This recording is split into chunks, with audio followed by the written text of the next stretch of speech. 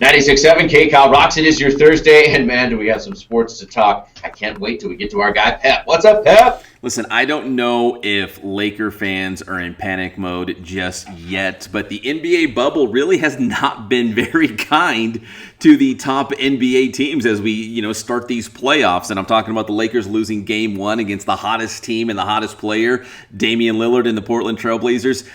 I mean, Patrick, should a Laker fan be a little concerned at this point?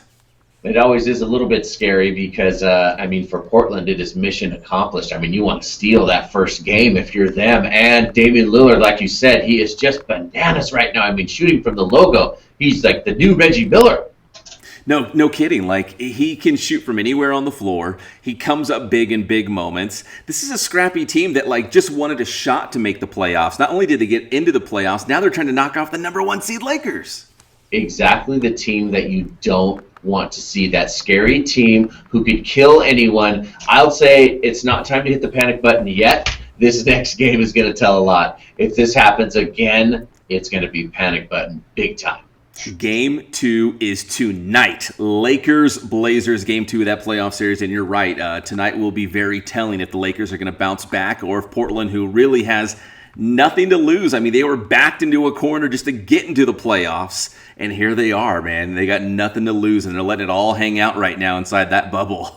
It's perfect for the personality of Damian Lillard. He's best when his back's against the wall, and he's a scrapper. No, you're absolutely right. I mean, they probably prefer it this way, to be the underdog, and no one's gave them a chance, and here they are. So, game 2, Lakers-Blazers tonight. Meanwhile, the Clippers, listen, you're a Clippers fan, a little concerned there too, because they lost last night against Dallas. That series is tied at 1 apiece.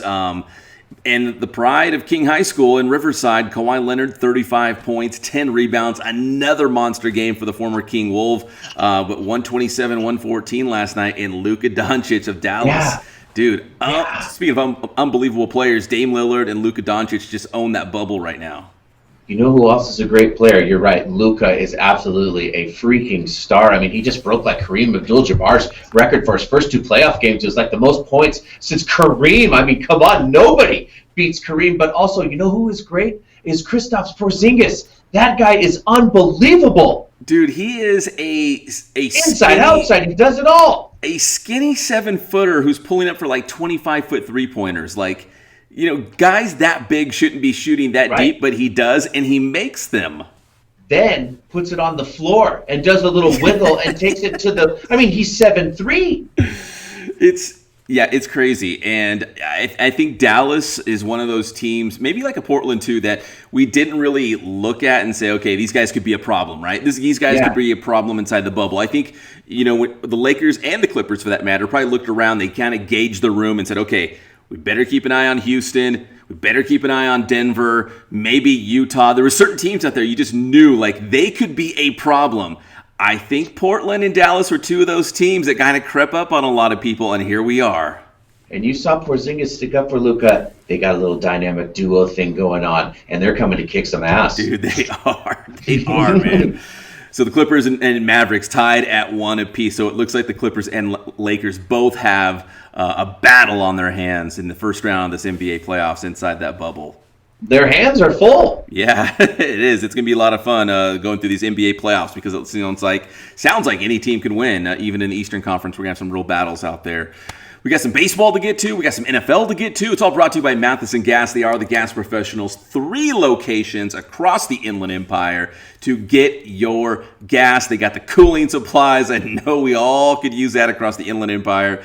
Cooling supplies, welding supplies, but again, voted number 1 in the gas game. That is Matheson Gas. You can visit their website. That is mathesongas.com. Refill that propane tank today at Matheson Gas. Now, as we move to baseball, I got to give a quick shout out, not because he's a Mariner, and I know you're a Mariner guy, Patrick, but Taijuan Walker, the pride of Yucaipa High School, on the bump for the Mariners against the Dodgers last night. He gave up 3 early solo home runs, but man, he bounced back and he locked the Dodgers up the rest of the way, and he got the win last night, 6-4.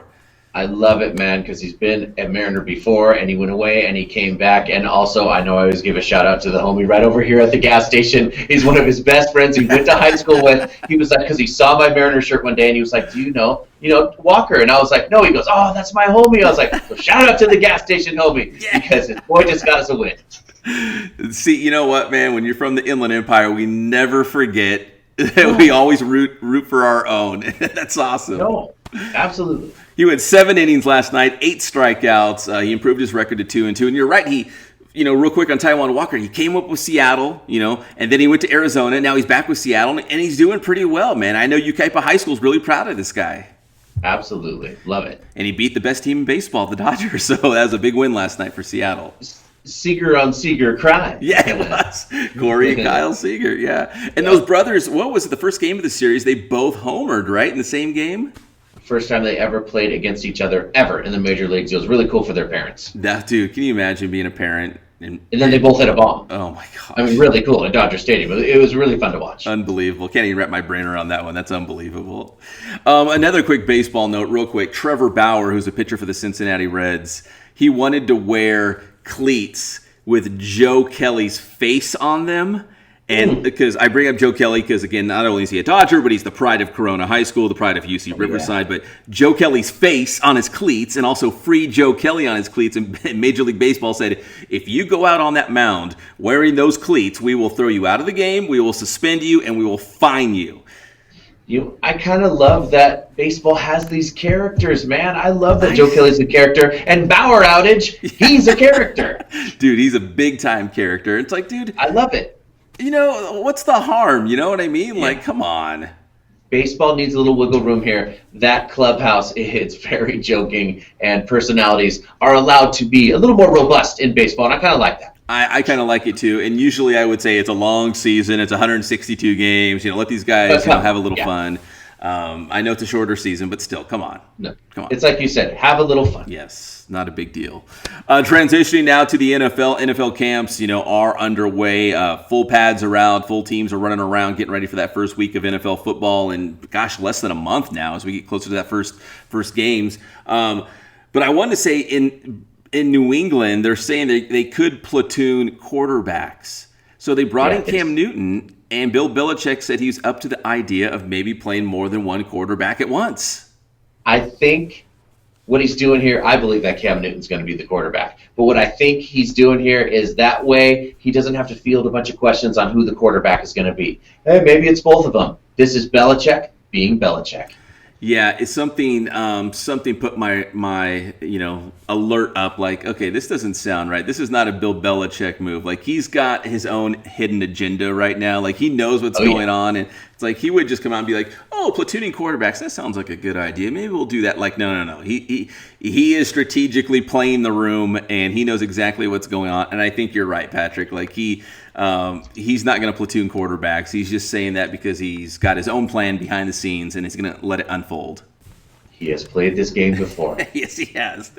And finally, we're hoping NFL games could potentially have fans or some capacity of fans going forward for the NFL football games. And the Seattle Seahawks have come out and said their first 3 home games, which are going to be against the Patriots, the Cowboys, and Vikings. So those are actually 3 really great games. They will not have fans, but they haven't ruled out having fans at some point during the NFL season.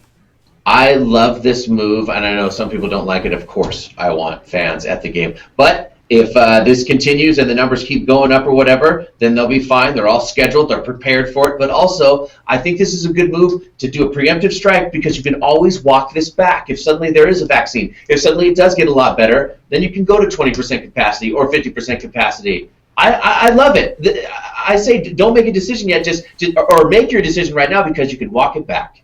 You're exactly right, and I think that's what most NFL teams are going to be. They're going to say, "Hold on, we're not going to say no fans this season, but the first couple weeks of the year, unless you live in a state or an area of the country that hasn't been as hardly hit, then let's wait a couple weeks." And then we'll make another decision down the road. But let's not say no fans, period. We're not going to, that is in stone. That's, we're not going to do it at all. Give them a chance. Let's see what happens. Let's wait a little bit longer. Let's be a little patient and see what happens.